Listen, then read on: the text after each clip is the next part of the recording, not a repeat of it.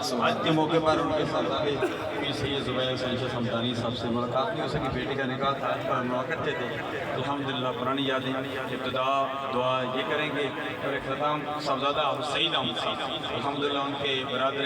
اصغر صاحبزادہ وحید احمد صاحب آستانہ عالیہ دریائے رحمت شریف، الحمدللہ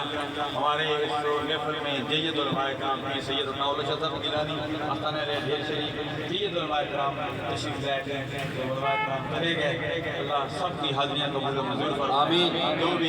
اس دنیا فانی کو چھوڑ کر چلے گئے، مرکزی سیرت کی بیٹی کے بانیان پیر عبدالظاہر رضوی صاحب علیہ رحمت، حضرت پیر بادشاہ صاحب علیہ رحمت، حضرت ہمارا الحق صاحب علیہ رحمت،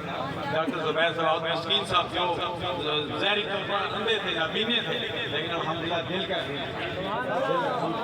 الحمدللہ العزیز وہ پرانے بزرگوں کو ہم بلا نہیں سکتے۔ حاجی قادر بخش صاحب علیہ رحمت، الحمدللہ ان کی اولاد آج حاجی الیاس چشتی صاحب موجود ہیں، الحمدللہ حاجی الماس صاحب ان کے